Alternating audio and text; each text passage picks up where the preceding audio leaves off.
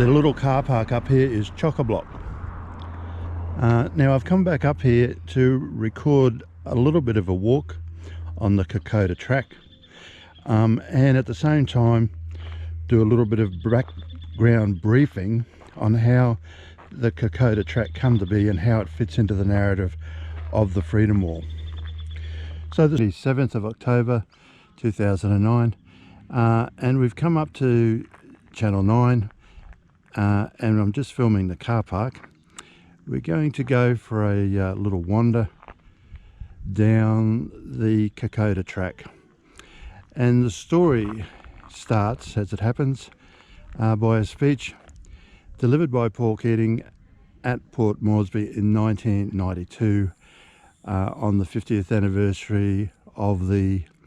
start of the Battle of the Kokoda track. And it was a seminal speech, one of many that Paul Keating delivered,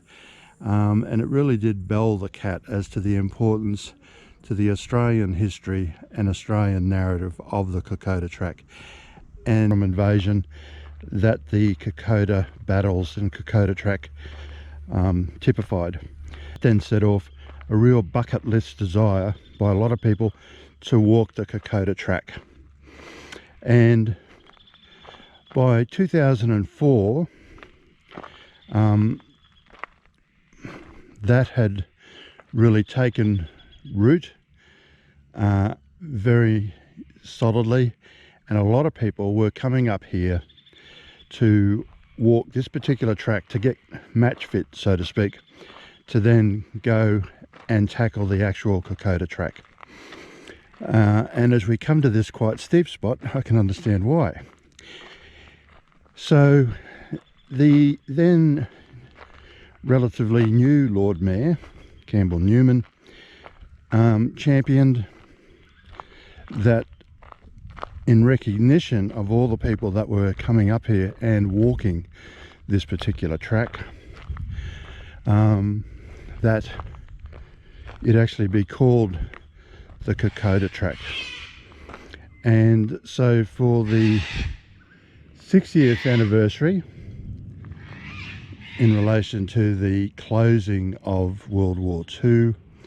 bearing in mind that the 50th had been celebrated with the construction and opening in 1996 of the Freedom Wall, then that is how this track came to be known as the Kokoda track. And just look down there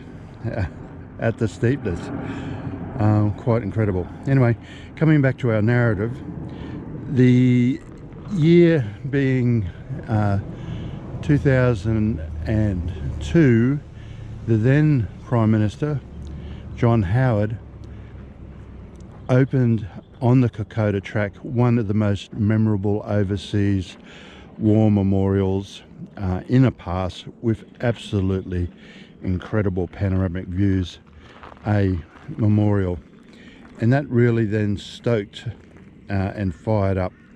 the bucket list desire of a lot of people from that 2002 to 2005 period of time, when this particular track was named, as I said, as part of the 60th anniversary of the conclusion to World War II. And so that's the story, and that's the reason why there is another concrete example sitting up here at Mount Coot-tha, and we really should be sitting down and working out how to give a fresh purpose and a real purpose to the Freedom Wall, Queensland's only national monument.